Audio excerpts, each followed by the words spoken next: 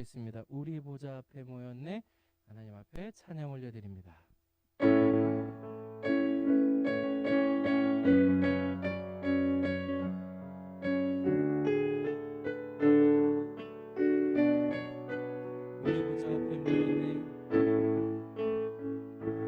우리 보좌 앞에 모였네. 함께 주를 찬양하며 하나님의 사랑 그 아들 주셨네. 그의 피로 우리 구원받았네. 십자가에서 쏟으신 그 사랑 강같이 온 땅에 흘러 각 나라와 족속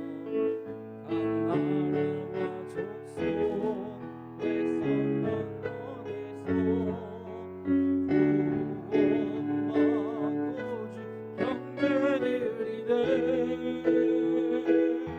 구원받고 주 경배드리네. 보좌에 앉으신 우리 하나님과 어린 양께 있도다. 구원하심이 보좌에 앉으신 우리 하나님과 어린 양께 우리 보좌 때문에 우리 보좌 앞에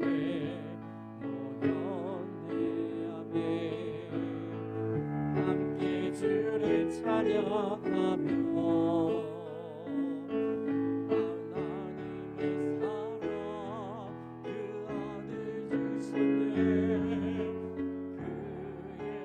그의 피로 우리 구원받았네. 십자가에서 쏟으신 그 사랑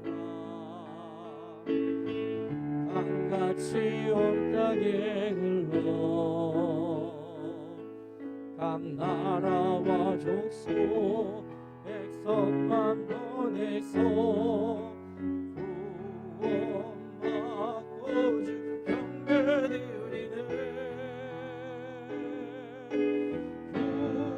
구원하심이 보좌에 앉으신 우리 하나님과 어린 양께 있도다.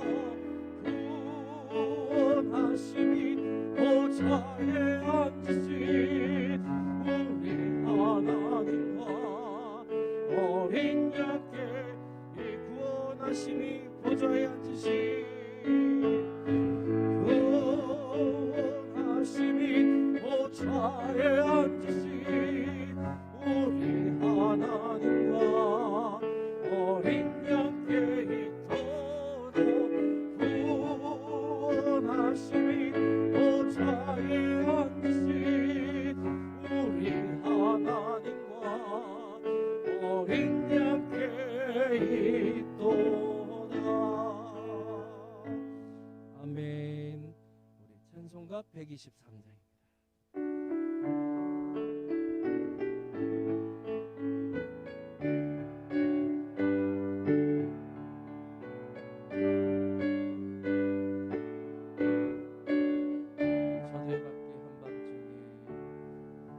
저 들밖에 한밤중에 양틈에 작은 목자들 천사들이 전하여 주는 소식 들었네. 노해 노해 노해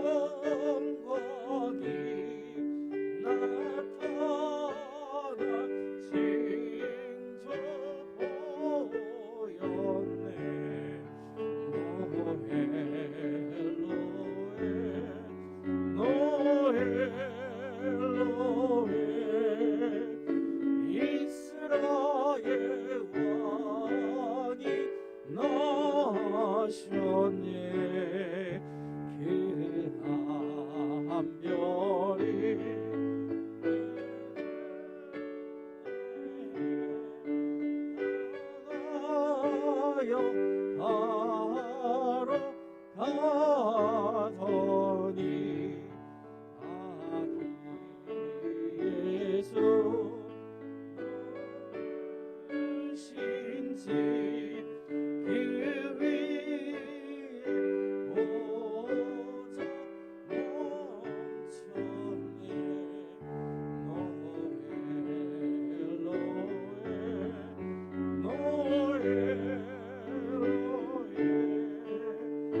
이스라엘 왕이 나셨네. 저 동방의 박사들이 새아기 보고 절하고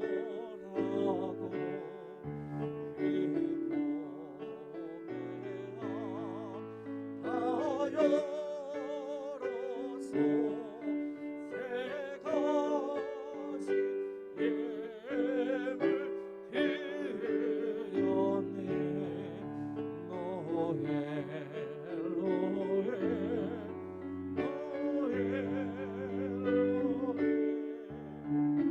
이스라엘 왕이 나셨네.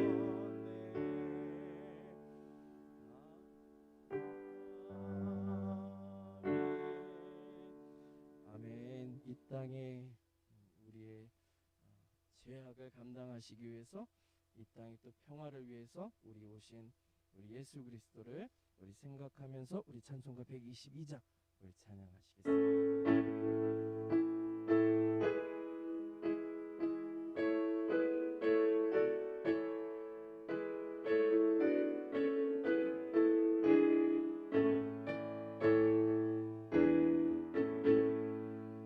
참 반가운 성도여 다 이리 와서 베들레헴 성 안에 가봅시다. 저 구유에 누이신 아기를 보고 엎드려 절하세. 엎드려 절하세. 엎드려 절하세. 그 주 나셨네. 저 천사여 찬송을 높이 불러서 이 광활한 천지에 올리어라. 주 하나님 앞에 영광을 돌려 엎드려 절하세. 엎드려 절하세.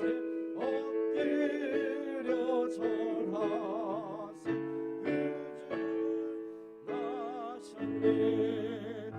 이 세상에 주께서 탄생할 때에 참신과 참 사람이 되시려고 저 동정녀 몸에 나시었으니 엎드려 절하세. 엎드려 절하세. 엎드려 절하세. 그 주 나셨네. 여호와의 말씀이 육신을 입어 날 구원한 구주가 되었도다.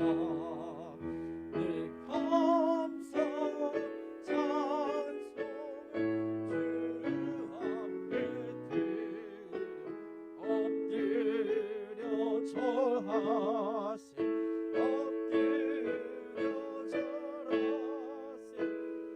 엎드려 절하세. 그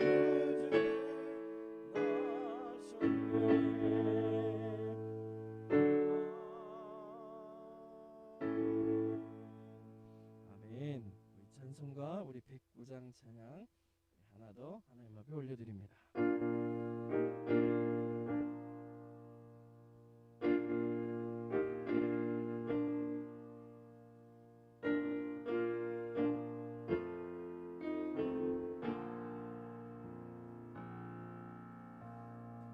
고요한 밤 거룩한 밤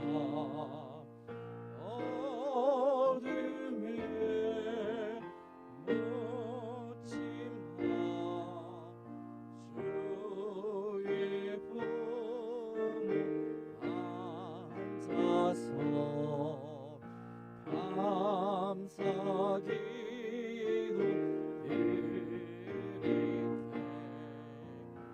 아기 잘도 잔다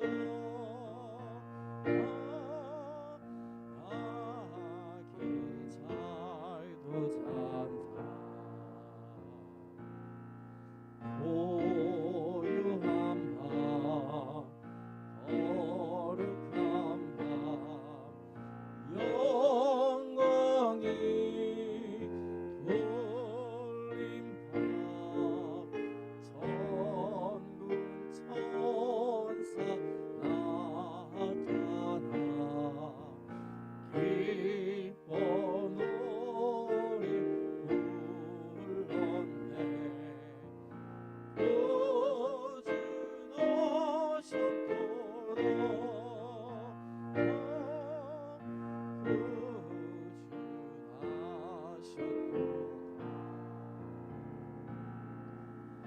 고요한 밤 거룩한 밤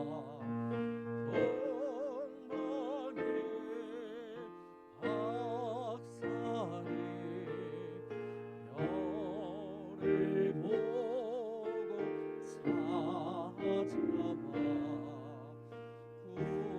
구러 경배 드렸네 구주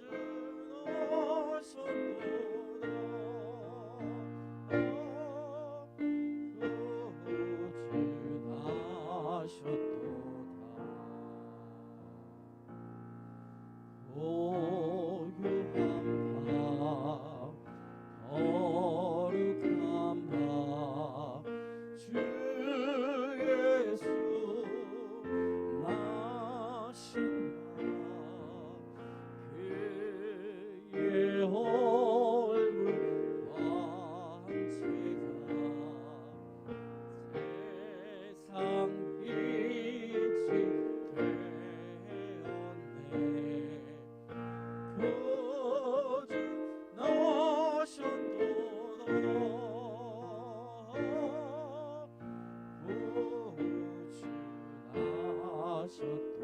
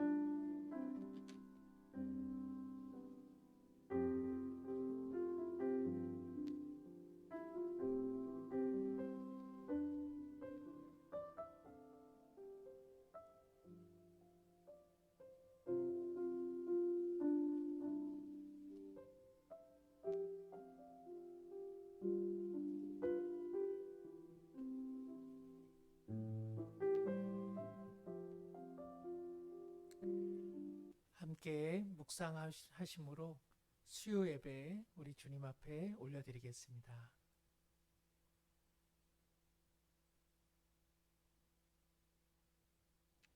흑암에 앉은 백성이 큰 빛을 보았고 사망의 땅과 그늘에 앉은 자들에게 빛이 빛이었도다. 아멘.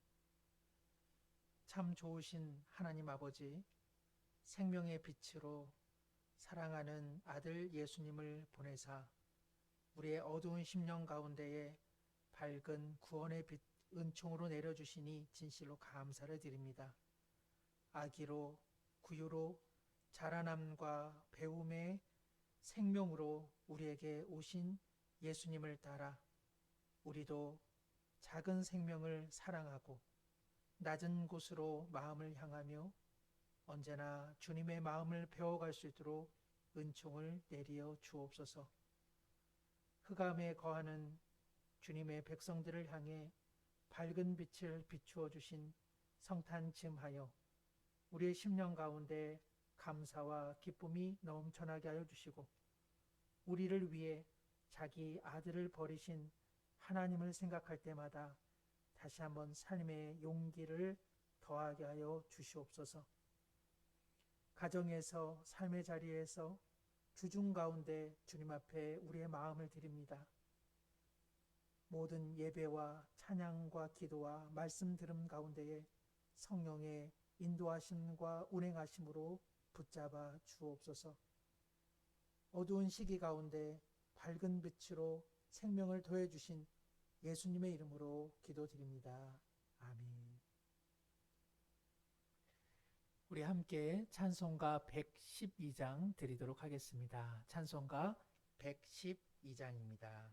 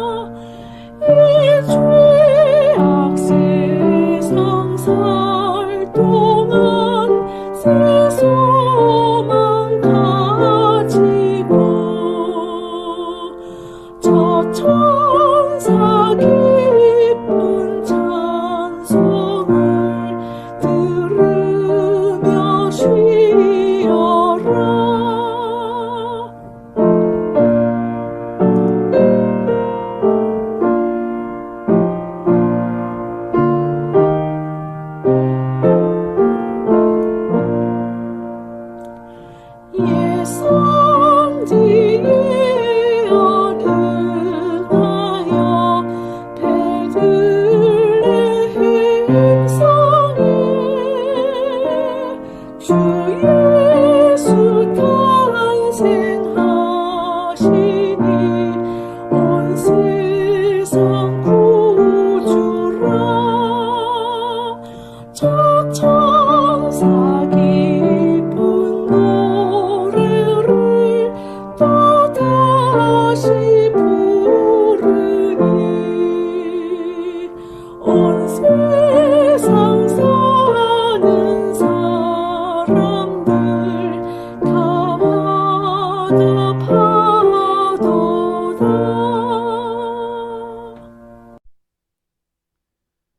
주님께서 우리 가운데 성탄의 기쁨과 크신 영광을 나타내 주시는 줄로 믿습니다.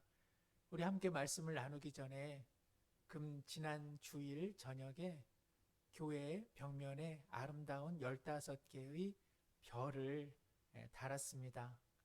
성탄쯤하여 교회가 어두운 마을, 어두운 동네, 어두운 시대에 빛을 바라는 마음으로 성탄의 아름다운 별을 부착했는데요. 관련한 영상 먼저 한번 보시겠습니다.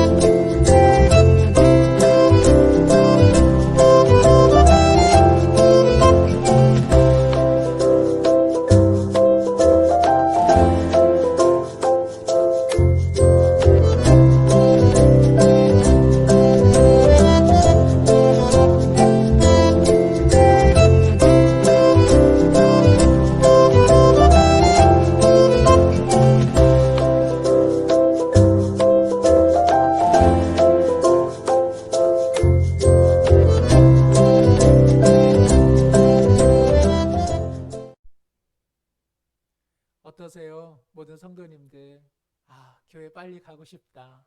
한 걸음에 달려오고 싶다. 그 마음 갖고 계시리라 생각이 듭니다. 위에서 많은 분들이 애써 주셨습니다. 주일 저녁 몹시 쌀쌀했는데 한 분 한 분이 주님 섬기는 마음, 또 교회 사랑하는 마음, 성도님들 향한 애정어린 마음으로 아름다운 수고를 감당해 주셨습니다. 아무쪼록 교회의 밝은 빛을 통해서 우리 모든 성도님들 뿐만 아니라 오고 가는 모든 이웃들과 또 사랑하는 주민 여러분들에게도 구원의 밝은 빛이 드려지기를 간절히 소망합니다. 여건이 어려우시겠습니다마는 조금 늦은 시간에 교회 앞을 한번 거니신다면 아름다운 빛이 우리 사랑하는 성도님들을 하나님께서 그 따스한 마음으로 맞이해 주실 줄로 믿습니다. 오늘 함께 나누고자 하는 말씀은 무엇을 믿는가 교리론 5번째 시간입니다. 섭리하시는 하나님, 우리 함께 은혜를 나누고자 하는데요. 주제 말씀은 로마서 11장 33절에서 36절의 말씀입니다. 우리 한 목소리로 함께 읽겠습니다. 깊도다 하나님의 지혜와 지식의 풍성함이요 그의 판단은 헤아리지 못할 것이며 그의 길은 찾지 못할 것이로다. 누가 주의 마음을 알았느냐? 누가 그의 모사가 되었느냐? 누가 주께 먼저 드려서 갚으심을 받겠느냐? 이는 만물이 주에게서 나오고 주로 말미암고 주에게로 돌아감이라. 그에게 영광이 세세에 있을지어다. 아멘. 오늘 로마서 11장 33절 또 36절 또 여러 말씀들을 통해서 섭리하시는 하나님에 대해 함께 은혜를 나누고자 합니다. 지난주는 어떤 내용 함께 나눴는지 다 잊으셨을 것 같아요. 그래서 내용을 한 번 더 준비했습니다. 지난주는 우리 창조주 하나님 함께 배웠습니다. 기억이 가물가물하시죠? 함께 한번 확인을 해보고자 하는데요. 하나님께서 창조주가 되시죠. 그런데 때때로 하나님께서 창조주가 되신다. 창세기 1장, 2장 거기서 우리의 생각은 멈추는 경향이 있습니다. 또 진화론에 반대되는 창조주 하나님 여기까지만 우리의 생각이 고정되는 경우가 종종 있죠. 하나님께서 창조주가 되신다는 것은 우리 인생의 주어가 하나님이시다. 그리고 하나님께서는 만물을 말씀으로 창조하셨기에 우리는 창조주의 그 말씀에 기대어 살아가야 한다. 그런데요, 놀라운 것은 이 하나님께서 우리를 새 창조하실 때는 예수 그리스도를 통해서 우리를 새 창조하고 계시다. 하나님은 창조하셨을 뿐 아니라 우리의 삶을 회복시키기 위해서 새 피조물, 새 창조의 역사를 지금도 운행하고 계시다. 바로 그 하나님의 새 창조의 부르심에 우리는 응답하며 살아간다. 이런 내용들을 지난주에 함께 나누었습니다. 하나님께서 아담으로 대표되는 인류를 지으셨을 때에 그 자체도 하나님의 형상이었지만 앞으로 자라갈 하나님의 은혜로운 형상으로 우리 모두는 지음받았습니다. 비록 타락했지만 하나님께서는 우리를 온전한 하나님의 형상으로 여전히 빚어가고 계시다는 사실을 우리는 잊지 말아야 합니다. 우리 교회의 올해 주제 성구이기도 합니다. 한번 함께 읽어보실까요? 오직 사랑 안에서 참된 것을 하여 범사에 그에게까지 자랄지라. 그는 머리니 곧 그리스도라. 우리의 삶의 모든 영역에서 우리는 사랑과 진리를 추구하면서 어떻게 해야 된다고요? 머리 되신 주님께로 날마다 자라나야 한다는 것입니다. 이것이 우리의 삶의 의미라고 할 수 있습니다. 고린도 후서 5장 17절의 말씀처럼 그리스도 안에서 우리는 새로운 피조물이 되었습니다. 앞서 말씀드린 것처럼 창조는 말씀으로 이루어졌지만 새 창조는 그리스도의 보혈과 그 부활로 이루어져 가고 있습니다. 그러니 얼마나 더 놀라운 은혜의 역사가 앞으로 놓여 있겠습니까? 우리 모두는 그리스도 안에서 새로운 피조물 되게 하신 하나님의 뜻에 순종하면서 우리의 삶을 살아가야 한다는 것이죠. 이 그림도 기억나시는지요? 하나님께서 우리를 세상에서 이처럼 불러주셨습니다. 그리고 하나님께서는 우리를 세상으로 사명자로 날마다 파송하고 계십니다. 바로 파송받은 세상에서 하나님의 뜻대로 새 창조의 동역자로 사는 것, 이것이 우리의 사명이요, 또 이것이 우리 삶의 의미인 줄 믿습니다. 자, 오늘은요, 섭리하시는 하나님 함께 내용을 나누고자 합니다. 섭리하신다, 다스리신다, 우리가 많이 기도로 고백하는 하나님의 어떤 수식어이기도 하죠. 기독교 역사상 가장 뛰어난 신학자가 두루 있겠지만 그 중에 어거스틴 혹은 아우구스티누스라고 말하는 이 어거스틴은 참 위대한 초대 교회의 신학자였습니다. 그런데요, 어거스틴이 말실수를 한 것일까 혹은 하나님의 섭리를 그 나름으로 표현한 것인가, 다음과 같은 한 가지 일화가 있습니다. 제가 이 창조 교리 또 이러한 섭리 등등 이 그 은혜를 나누면서 참고하고 있는 책 중에 재미난 내용이 있어서 한번 소개해 드리도록 하겠습니다. 어거스틴이요, 설교를 그렇게 잘하는데 어느 날인가 삼천포로 한번 빠진 적이 있다고 합니다. 그런데 이 어거스틴이 자신이 설교 시간에 말실수를 한 것인 것 같은데 그것을 어떻게 해명했냐면 이렇게 해명했다고 해요. 오늘 교회에서 제가 설교했던 것 처음부터 끝까지 평소에 하던 바와 같이 잘 진행되지 않았습니다. 제가 처음 제시했던 주제를 일관되게 설명해 내지 못했죠. 왜 그렇게 했는지 여러분 궁금하시죠? 아마도 하나님께서 제가 그 주제보다는 다른 주제로 말씀을 전하기를 원하셨던 것 같습니다. 어찌 보면 당신의 백성 가운데 길 잃고 헤매는 그 누군가가 제가 맨 처음에 의도했던 주제와는 다른 내용으로 설교함으로써 그 사람을 구원하시려고 하는 하나님의 뜻이 있지 않았겠습니까? 이렇게 말했다는 것이죠. 어떻습니까? 어찌 보면 어거스틴이 설교를 잘 준비 못해서 혹은 설교하다가 그저 다른 곁길로 빠져나간 것에 대한 궁색한 변명이라고 생각할 수 있습니다. 그런데 놀랍게도 마니교도 이단에 빠졌던 사람이 얼마 후에 어거스틴에게 찾아옵니다. 그리고 그날 했던 그 설교로 말미암아 자기가 이제는 완전히 회심했다는 이야기죠. 어거스틴도 사실 예전에는 마니교에 몸을 담았습니다. 그러나 그 설교에서 마니교를 다룰 의도는 없었던 것이죠. 그런데 우연찮게 만이교에 대해서 비판했고, 그리고 그 설교를 들은 만이교 한 이단 사람이 회심을 하게 된 것이었습니다.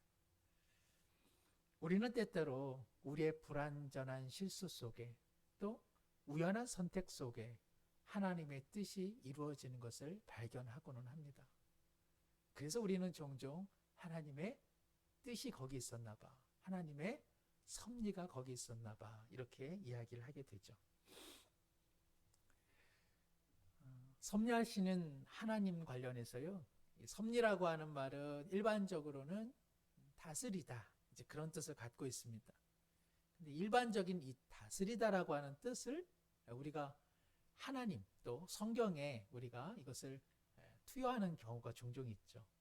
그러니까 성경에서 말하는 섭리와 우리가 실제로 국어 사전적 의미의 섭리랑은 조금 다른 면이 있습니다.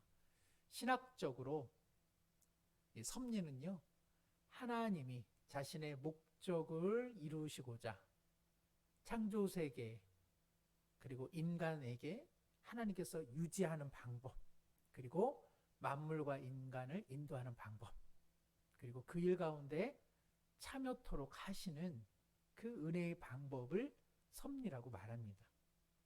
여기서 중요한 것은 하나님께서는 창조하셨는데 그 창조한 뜻이 성취되도록 유지하시고 인도하시고 그리고 참여케 하시는 방법으로 세상을 움직이신다는 뜻이죠. 유지시키는 하나님, 여기서 중요한 것은 하나님께서 통상적으로 세상을 만들어 두시고서는 자동적으로 그냥 운행하도록 방관하고 있지 않다는 사실입니다. 잘 만들어 두어서, 너무나 잘 만들어 두어서 그때부터는 그냥 무관심하다, 이런 것 아니고 하나님께서는 그 만든 것들이 하나님의 뜻대로 운행되도록 끊임없이 간섭하시고 계시다. 우리가 어떤 좋은 제품을 사면 어떻습니까? 유지, 보수해 준다고 하잖아요. 하나님께서는 유지시켜 주시고 보수해 주시고 그리고 끊임없이 간섭해 주신다는 것입니다. 이것이 상당히 중요합니다. 왜냐하면 하나님께서 이처럼 간섭하고 계시기 때문에 우리가 땅을 거닐 때마다 무너지는 거 아닌가? 하늘 볼 때마다 하늘 천장이 무너지는 것 아니야? 이 걱정하지 않고 살아갈 수 있는 이유가 바로 여기에 있습니다. 그리고요, 하나님께서 유지시키는 방법 중에 하나는요, 상당히 과학적인 방법들입니다. 무엇이 잘 작동되도록 하나님께서는 과학적인 방법들을 통해서 그것들이 이루어져 가게 하시는 것이죠. 그래서 하나님을 믿는 사람들 중에도 과학자가 얼마든지 있을 수 있습니다. 우리가 예측하고 또 앞에 대해서 미리 무엇인가를 예비할 수 있는 것, 그것은 하나님께서 이처럼 간섭하시기 때문에 그러합니다. 하나님께서 세상을 유지시키지 않으면요, 하루하루가 늘 혼란스럽죠. 그리고 언제 무너질지 모르고 과연 내일이 올까? 이 불안감 때문에 하루도 살아갈 수 없는 것입니다. 유지시키는 하나님을 이렇게 설명해 볼 수 있습니다. 어떤 학생에게 배움의 장소 또 배움의 자리를 늘 마련해 주시는 것, 이것이 바로 하나님의 유지시키는 하나님의 섭리의 방법이라고 할 수 있습니다. 두 번째는요, 하나님께서는 창조하신 것이 그 뜻대로 운행되도록 유지시킬 뿐 아니라 오늘도 인도하고 계시는 하나님. 그래서 창조하신 목적대로 그 모든 것들이 유지되어지고 통치되어지고 이끌어질 수 있도록 하나님께서는 인도하고 계시다는 것이죠. 이것을 학생과의 관계로 또 한번 살펴보면요, 하나님께서는 배울 수 있는 환경과 여건만 조성해 줄 뿐 아니라 좋은 선생님이 되셔서 가르쳐 주신다는 거죠. 지도해 주신다는 것입니다. 오늘도 우리의 삶에 하나님께서 늘 가르쳐 주시죠. 그리고 지도해 주고 계십니다. 그리고 세 번째는요, 하나님은 참여케 하시는 하나님이시다. 하나님께서는 만물을 그 뜻대로 움직일 때 유지시키시고 인도하실 뿐 아니라 우리 사람을 하나님의 그 뜻에 맞게 참여시키고 있다는 것입니다. 이것이 오늘 우리 성도님들과 제가 좀 더 집중적으로 나누고자 하는 내용입니다. 참여케 하신다. 하나님은 그 주권대로, 그 뜻대로 일하신다. 그런데 사람을요, 그 일의 동역자로 불러내고 계시다는 것입니다. 참새 어떻습니까? 하나님은 참새가 생명을 이어갈 수 있도록 하늘과 그리고 먹이를 제공해 주고 계십니다. 유지해 주시고 인도해 주고 계시죠? 그런데요, 참새는요, 하나님께서 이렇게 생명을 이어가도록 하는 돌봄의 방식 속에 어떤 식으로 참여합니까? 날개를 통해서. 참새가요, 살려면 날개짓을 해야 합니다. 아무리 하나님께서 참새를 유지시켜 주시고 인도하신다 할지라도 참새가 날개짓을 하지 않으면 참새의 생명은 유한에 직면할 수밖에 없습니다. 마찬가지입니다. 하나님께서 하나님의 구원 역사를 이루어 가실 때에 아브라함을 부르셨습니다. 노아를 부르셨습니다. 그리고 하나님의 사람들을 불러내셨습니다. 그리고 그들이 반응하면서 하나님께서는 구원의 역사를 이루어 가셨습니다. 이것을 앞서 유지, 인도 관련해서 학생에 대한 이야기를 했는데요. 가르치시는 선생님이 학생들을 아무리 잘 가르쳐도요, 어떻습니까? 학생도 열심히 공부해야 합니다. 배움의 장소, 그리고 또 잘 가르쳐 주어도 학생이 해야 될 일은 남겨져 있다는 것이죠. 우리 사랑하는 성도님들 모두가 얼마나 열심히 공부하셨습니까? 그렇죠? 너무나 열심히 공부하셨기 때문에 오늘 우리도 야학하는 마음으로 이렇게 기울이 공부를 하고 있습니다. 이처럼 하나님께서는 섭리하시고 다스리시고 인도하시는데 사람들을 참여케 하시는 방법으로 일하고 계시다는 사실을 우리가 꼭 기억할 필요가 있습니다. 무엇이 부족해서 그럴까요? 하나님은 부족하지 않습니다. 그러나 하나님께서는 삼위일체 하나님의 사랑 그리고 그 은혜로 우리를 초청하고 계시는 것이죠. 그래서 충성된 일꾼을 여전히 찾고 계십니다. 예수님께서는 이 땅에 오셔서 제자들을 불러내셨습니다. 그리고 그들을 훈련시키셔서 사도되어 그들을 파송시키셨습니다. 그러므로 하나님께서는 인생을 동역자로 참여시키고 있다는 사실, 이 한 가지 꼭 기억하시길 바랍니다. 그래서 어떻습니까? 우리 모두 믿음의 사람, 순종의 일꾼들이 되어야 합니다. 하나님께서 나를 부르실 때 그것을 거절하지 말고 순종하고 섬김의 자리로 함께 일하는 우리 모든 성도님들 되시기를 간절히 소망합니다. 그런데 여기서 우리가 늘 궁금한 내용이 있죠. 부름받은 사람들이 하나님의 구원 역사에 동참하지 않을 때, 하나님께서 아무리 잘 가르쳐 주어도 학생된 하나님의 자녀가 공부하지 않을 때 하나님의 목적은 과연 이루어지는 것일까? 즉 하나님의 주권과 인간의 자유의지, 선택에 관한 문제가 언제나 성경에서 또 우리의 신앙생활에서 다루어지는 내용이기도 합니다. 하나님의 뜻과 인간의 자유의지가 이렇게 되면 참 좋죠.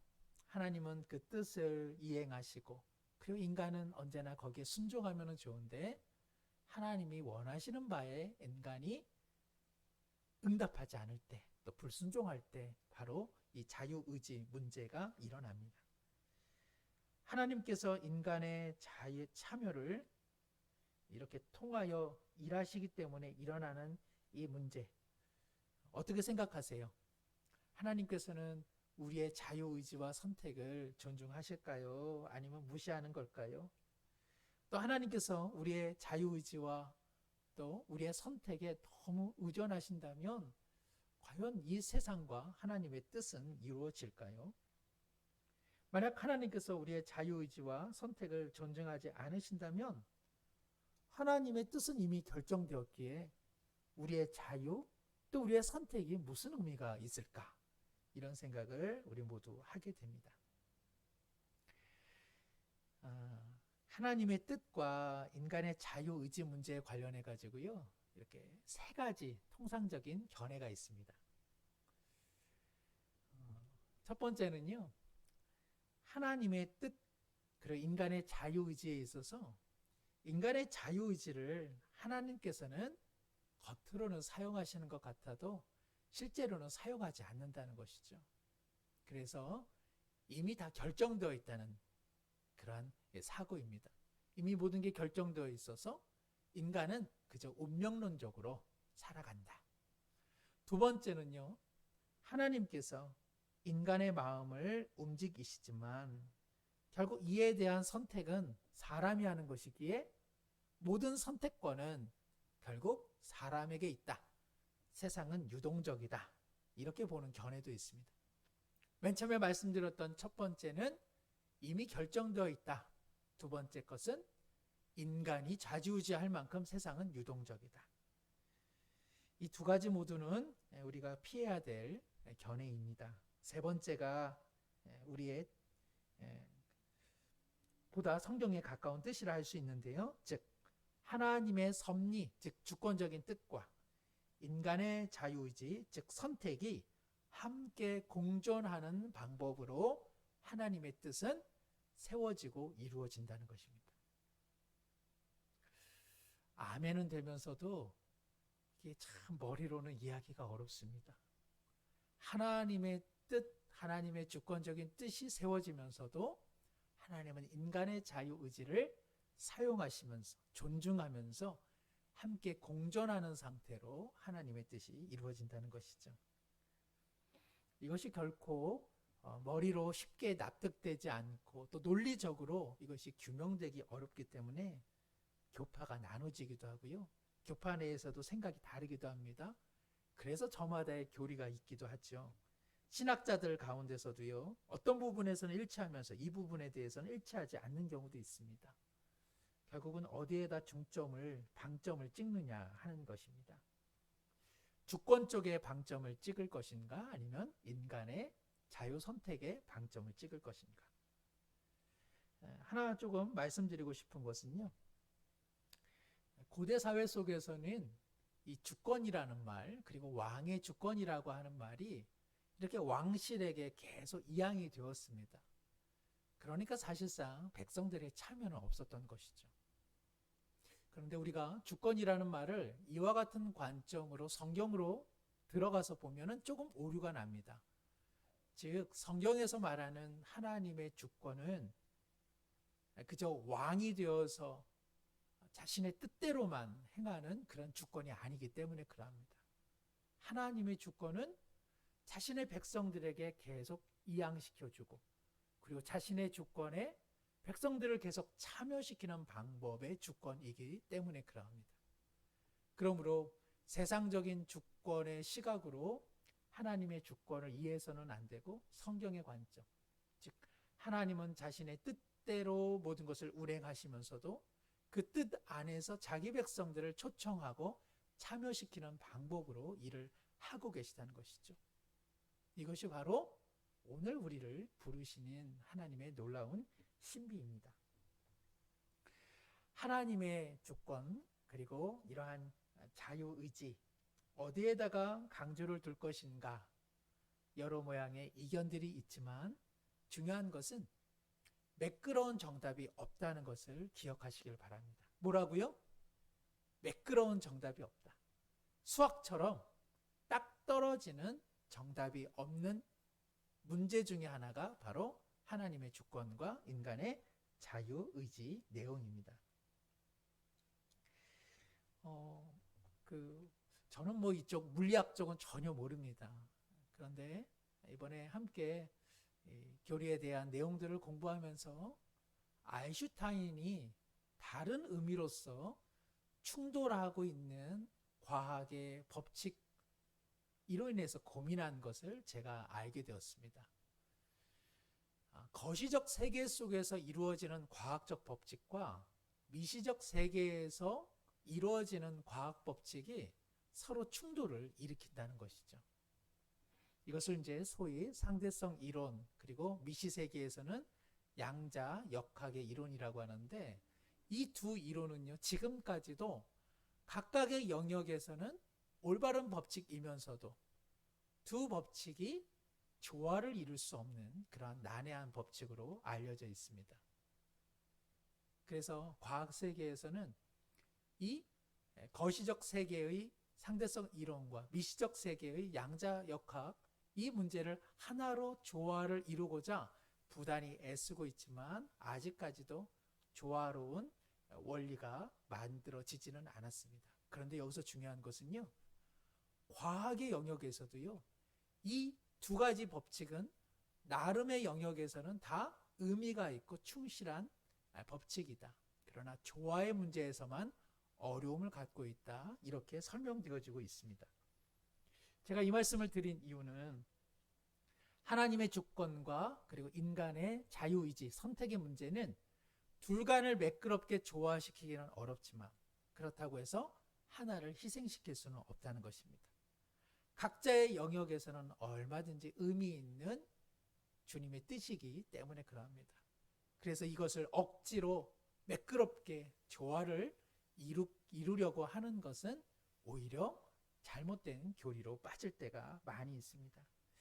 자, 그러면 어떻게 하면 그럼에도 불구하고 의미 있는 조화로 우리의 신앙들을 만들어 갈 수 있을까? 몇 가지를 제시해 보고자 합니다.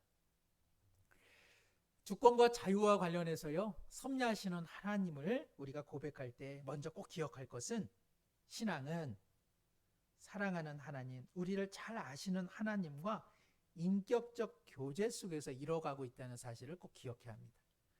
하나님의 뜻과 그리고 나의 선택, 이것 때문에 지나치게 의미 없는 시간들을 보내서는 안 된다는 것입니다. 어떤 사람은 끊임없이 이 문제에만 집착을 해서 이 문제 해결되기 전까지는 신앙 안 가질 거야, 뭐 이런 사람도 있습니다. 다 이거 죄송합니다. 다 어리석은 일입니다. 우리는 어떻습니까? 이해해가지고요, 사랑하지 않습니다. 가족은요, 특히 엄청 서로 간에 이해가 안 되는데도 어떻습니까? 사랑하죠. 세상은요, 논리로 이해로 되지 않지만 그러나 사랑할 수 있고 사랑할 수 있는 영역들이 얼마나 많이 있습니까? 그것이 진짜입니다. 과학은요, 물론 결과가 있으면 그에 따른 원인이 있죠. 인과율의 법칙입니다. 그러나 신앙은 인과율의 법칙에만 종속되어 있지 않습니다. 때때로는 인과율의 법칙과 같은 내용도 분명히 있습니다. 그것은 하나님께서 세상을 아주 혼란스럽지 않게 하기 위한 하나님의 은혜의 방편 중에 하나이죠. 그런데 신앙의 모든 것을 인과율의 법칙으로 여겨서는 절대로 안 됩니다. 신앙은 무엇입니까? 하나님과 믿음의 백성들 간의 인격적인 관계이죠. 제가 재미난 예화를 하나 발견했습니다. 분식집에서요, 배가 고픕니다. 저 라면 하나 주세요. 그러면 결과가 무엇이 나와야 합니까? 라면이 나와야 합니다. 그쵸? 분식집에서 내 돈 내고 그리고 내가 사 먹는 거니까 라면 주문하면 라면이 나와야 합니다. 그런데요, 집에서 제가 저희 아내한테 아침에 라면이 먹고 싶어 하고 라면을 요청했습니다. 그런데 미역국이 나왔습니다. 왜 라면을 달라고 했는데 미역국을 줬나? 오늘이 제 생일이니까. 무슨 차이인지 아시겠습니까? 분식집은요, 그 주인하고 저랑 아무 인격적 관계가 없습니다. 그래서 돈 내고 주문하면 그 음식을 제가 먹는 거죠. 그런데 집은 어떻습니까? 집은 분식집이 아닙니다. 아내는 저에 대해서 많은 것을 알고 있습니다. 저의 생일을 알고 있습니다. 그래서 라면을 달라고 했지만 미역국을 주는 것이죠. 인격적인 관계와 그리고 인과율의 관계는 전혀 다릅니다. 신앙에 있어서는 다 이해하여만 하나님을 사랑할 수 있는 것 아닙니다. 이해할 수 없어도 사랑할 수 있고요, 이해할 수 없어도 하나님을 얼마든지 신뢰할 수 있습니다. 하나님의 뜻과 그리고 나의 선택의 문제는 때때로는 혼란을 일으킵니다. 그렇다고 해서 하나님을 사랑할 수 없는 것, 그렇지 않다는 것입니다. 두 번째는요, 하나님의 주권은요, 놀랍게도 우리를 참된 자유자로 살게 하십니다. 하나님께서는 주권적으로 모든 것을 하실 수 있지만 우리를 초청하고 계시는데요. 그 초청함으로써, 하나님의 일에 참여함으로써 우리는 진정 우리에게 주신 그 자유라고 하는 선물을 보다 의미 있게 사용할 수 있다는 것입니다. 우리 자신을 한번 생각해 보십시오. 이렇게 살면 안 되는데 하면서 안 돼, 돼. 우리의 욕심, 우리의 욕망 때문에 우리의 참된 자유를 온전히 사용하지 못하고 죄의 종로로 타는 때가 얼마나 많이 있습니까? 그래서 우리는 정말 고백하게 되죠. 정말 나의 죄의 욕망, 탐심, 또 이런 세상의 가치로부터 벗어날 수만 있다면 진정한 자유자로 살 텐데, 내 자유를 가지고 오히려 참되신 하나님 앞에 순종하는 기쁨으로 살 텐데.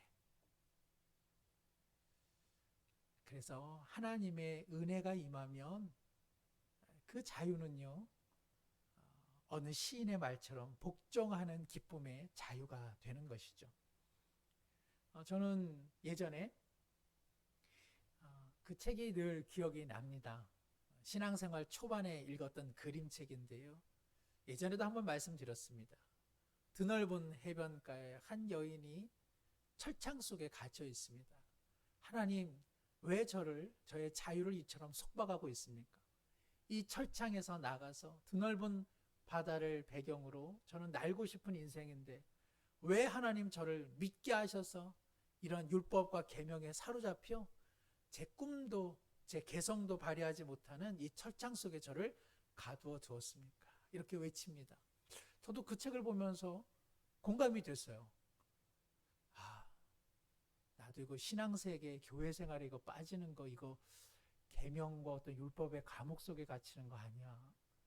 이거 다른 아이들은 재밌게 놀 텐데 교회에 잘못 발걸음 들여놔가지고 앞으로 참 빡빡하게 재미없게 생활하는 것 아니야. 그런데 그 신앙의 그림책을 들춰봤더니 그것이 아니었습니다.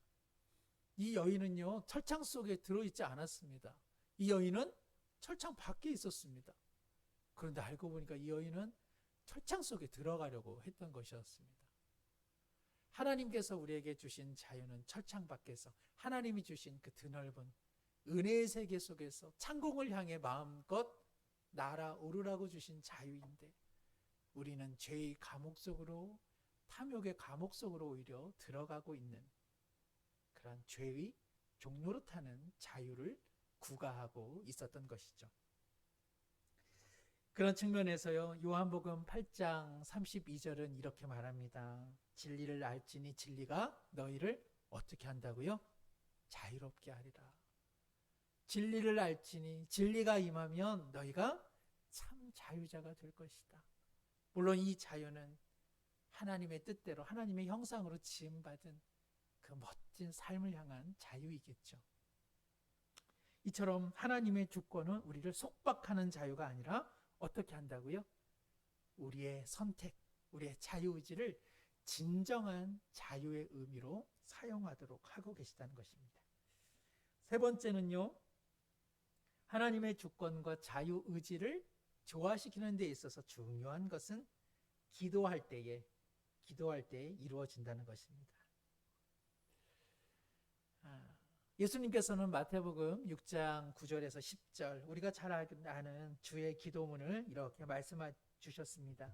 그러므로 너희는 이렇게 기도하라. 하늘에 계신 우리 아버지여, 이름이 거룩히 여김을 받으시오며 나라가 임하시오며 뜻이 하늘에서 이루어진 것 같이 땅에서도 이루어지리다. 우리는 하나님의 뜻을 알지만 우리 자신의 연약함으로 인해 때때로는 그 선택이 하나님의 뜻과 멀어지는 경우가 참 많이 있습니다. 그래서 진정 신앙에 성숙해가는 이 성도들은 하나님의 주권과 인간의 자유 선택 의지에 지나치게 매몰되어서 거기에만 집착하는 사람이 아니라 분명한 하나님의 뜻이 자신의 삶 가운데 이루어지도록 기도하는 사람인 것이죠. 그래서 예수님께서는 우리에게 이처럼 기도하라고 말씀하셨습니다. 하늘에 계신 그 아버지의 뜻이 오늘 나의 삶 그리고 우리가 살아가는 땅에 이루어지도록 기도하라고 말씀하신 것이죠. 우리는 기도를 통해서 우리의 죄악된 자유의지를 은혜 가운데 통제하여 하나님의 뜻대로 순종하게 되는 줄 믿습니다. 칼빈은요, 사실은 하나님의 주권을 무척 강조한 개혁주의의 시작점이죠. 그러나 그렇다고 해서요, 칼빈이 인간의 자유와 선택을 무시하지 않았습니다. 모든 것이 하나님의 주권이라고 해서 우리의 개혁 교회가 운명론적, 결정론적으로 신앙생활을 하지 않습니다. 칼빈은 그토록 하나님의 주권을 부르짖었음에도 불구하고 이렇게 한 주석에서 고백합니다. 하나님께서 나의 교사가 되실 때까지 나의 이성을 통하여 파악하지 못하는 것을 그의 말씀을 통하여 습득할 때까지 세계 통치에 관하여 생각하지 않겠습니다. 모든 것이 하나님의 뜻이라고 하는 한 가지 말로 내가 모든 것 아는 것처럼 행동하지 않겠습니다. 저는 하나님의 주권적인 뜻 속에서 내가 해야 될 것 무엇인지 배워가는 사람이 되겠다고 그는 고백했습니다. 사랑하는 성도 여러분, 하나님에 대해서 많은 물음표를 던질 수 있습니다. 그러나 그 물음표가 느낌표가 될 때까지 끊임없이 물음만 해서는 안 됩니다. 주어지는 하나님의 뜻에 순종하면서 살아갈 때에 우리가 던졌던 물음표는 인생 속에서 언젠가는 느낌표로 다가오기 때문에 그럽니다. 네 번째, 성경적이면서 이 땅을 살아가는 실존적인 신앙인이 주권과 자유에 대해서 취해야 될 태도는 다음과 같습니다. 과학과 믿음과 신비를 겸하며 주님의 뜻에 순종해야 한다는 것입니다. 주권과 자유와 관련해서 제가 앞서 과학에 대해서 잠시 말씀을 드렸습니다만 믿음의 사람들 중에도 얼마나 뛰어난 과학자가 많습니까? 그것은 하나님께서 만물을 운행하시고 섭리하시는데 일정한 틀, 일정한 도구, 일정한 공식, 일정한 법칙들을 허락해 두셨다는 것이죠. 과학자는 것을 만들어낸 사람 아닙니다. 하나님께서 비밀한 가운데 숨겨둔 그 뜻을 거룩한 마음으로 발견하는 사람들, 이런 사람들이 바로 과학자입니다. 그래서 그리스도인 중에 많은 과학자가 배출되어야 하고 배출될 수 있는 이유가 바로 여기에 있습니다. 하나님께서는 세상을 혼란스럽게 만들지 않았습니다. 하나님께서는 일정한 의도와 뜻을 가지고 만드셨기에 과학자는 하나님이 주시는 은혜와 달란트를 가지고 그 주님의 은혜로운 뜻들을 발견해낼 수 있는 것이죠. 그러나 말씀드린 것처럼 하나님의 뜻이 모두가 인과관계로 맺혀져 있지는 않습니다. 그렇기 때문에 하나님을 알아가는 방식은 또한 믿음의 방식일 수밖에 없습니다. 또 우리가 아무리 하나님의 말씀, 또 성경 66권에 대해서 아무리 해박하다 할지라도 하나님의 전부의 뜻을 다 알 수 없습니다. 이것이 바로 신앙에 있어서 신비가 있는 까닭입니다. 오늘날에도 우리가 많은 성경을 읽고 또 공부를 합니다만 그 의도가 하나님을 더 경외하기 위한 의도여야 하죠. 만약 우리가 성경을 공부하고 또 말씀을 공부하는 이유가 하나님에게 덮여진 모든 신비를 다 걷어버리는 것, 그리고 우리가 하나님에 대해서 다 알 것 같은 마음으로 말씀을 공부해서는 안 됩니다. 우리가 하나님께 갈 수 있는 영역이 있습니다. 하나님이 우리에게 알려주시는 영역이 있습니다. 갈 수 없는 곳이 있고요. 다 알 수 없는 영역이 있습니다. 바로 그 신비는 신비대로 하나님을 경외하는 마음으로 믿음으로 수납을 해야 하는 것이죠. 끝으로 어거스틴의 이야기로 마무리를 하고자 합니다. 하나님의 섭리와 인도하심을 전적으로 의지했던 어거스틴, 그러나 잘 아시는 것처럼 기독교회가 제도화된 이후 로마는 반달족, 그 코트족에 의해서 게르만족에 의해서 무참히 무너집니다.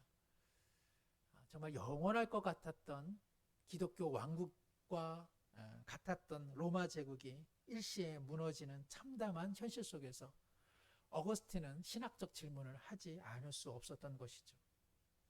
과연 하나님의 뜻인가? 아니면 우리의 잘못으로 이러한 일이 일어났는가? 이러한 혼란 속에서 과연 하나님의 뜻은 어떻게 세워지는가?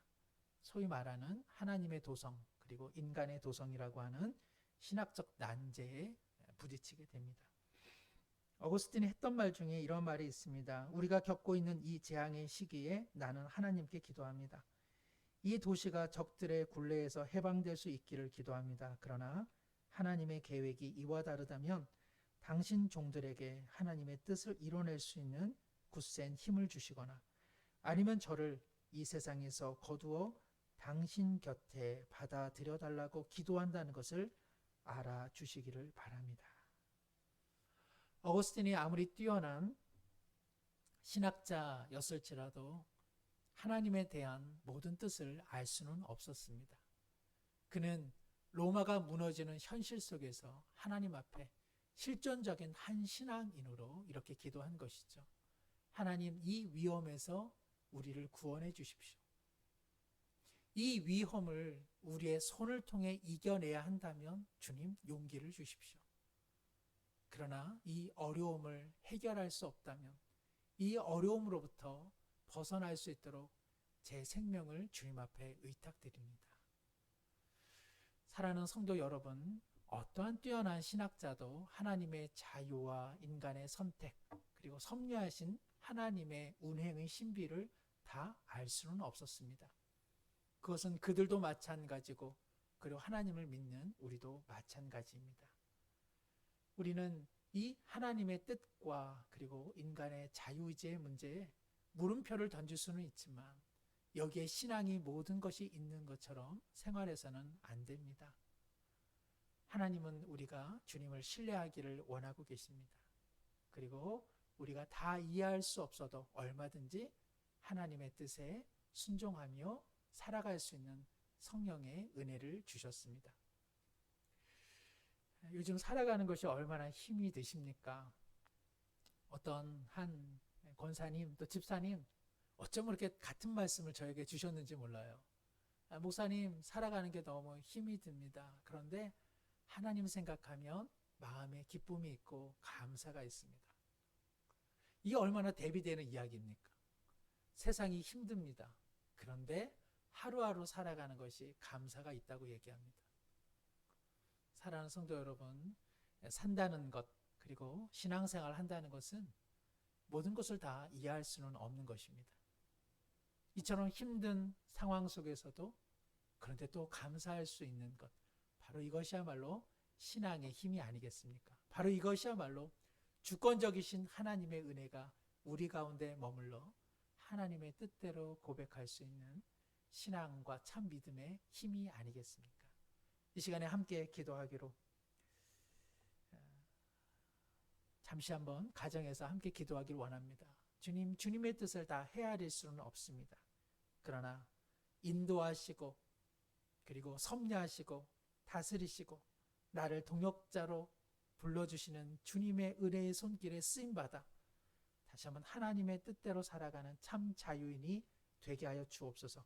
하나님에 대해서 다 모르지만 하나님을 더욱 사랑하고 신뢰하며 살아가게 하옵소서.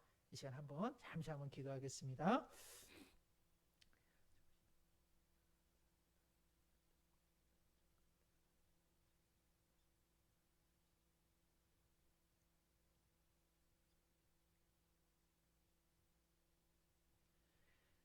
참 좋으신 하나님 아버지, 하나님께서는 만물과 우리를 지으시고 방치하시거나 방관하지 않으시고 이처럼 간섭하시고 인도하시고 우리를 주님의 동역자로 불러주시니 감사를 드립니다.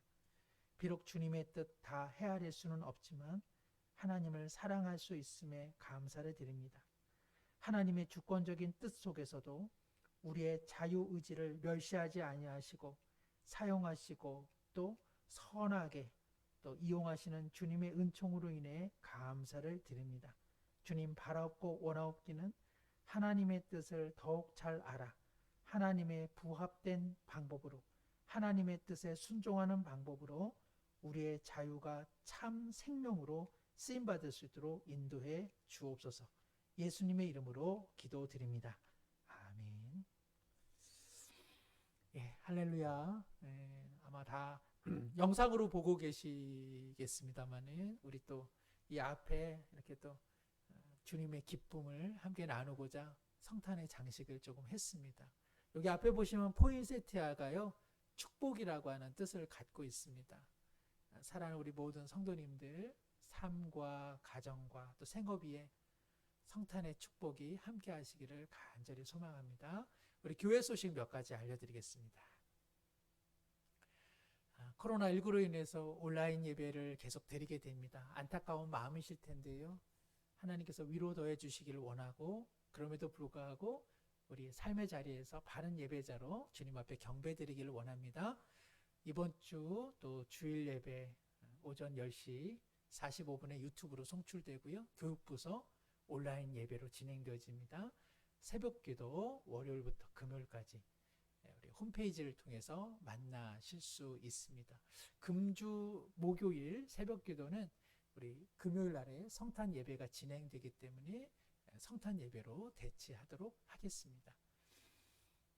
2021년 내년을 맞이하는 우리 교회의 봉사자들이 여전히 필요합니다.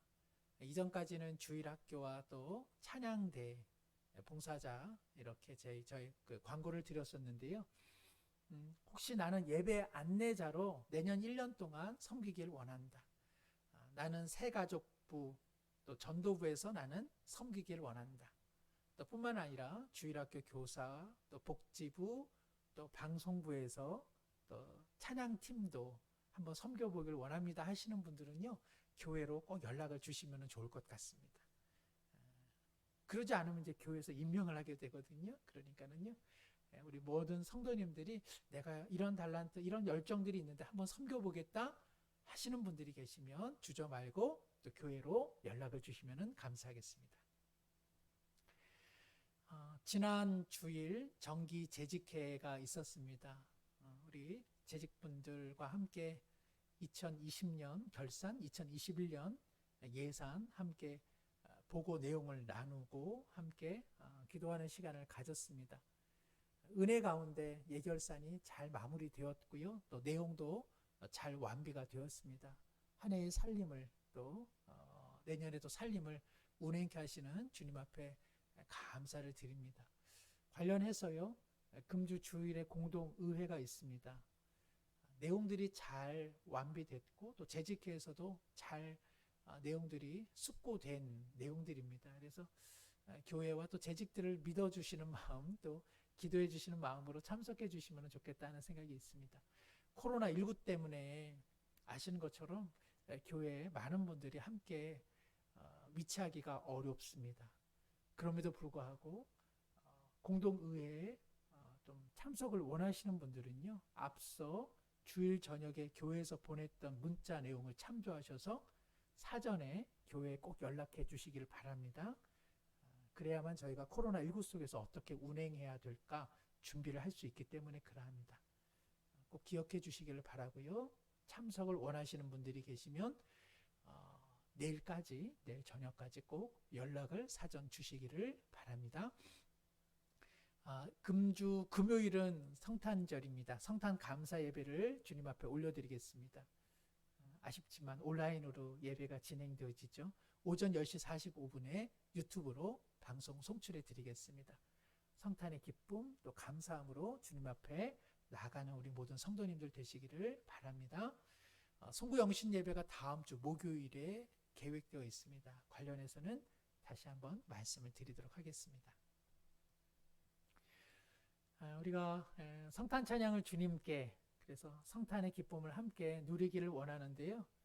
관련해서 또 공지를 드려서 감사하게도 여러 가정들이 귀한 영상물들을 보내주셨습니다. 그 여건이 되면 저희가 성탄절에 이 영상들을 잠시 나누고자 합니다.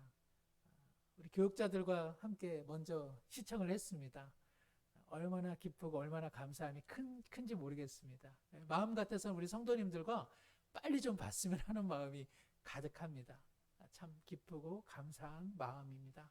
위에서 참석해 주시고 또 참여해 주신 우리 모든 가정들, 특히 우리 귀한 자녀 우리 성도님들에게 또한 감사의 말씀을 전합니다. 조금만 기다려 주세요. 맛있는 감사 쿠폰을 꼭 보내드리도록 하겠습니다. 목사님 이야기 들으니까 우리 가정도 꼭 좀 해야겠다.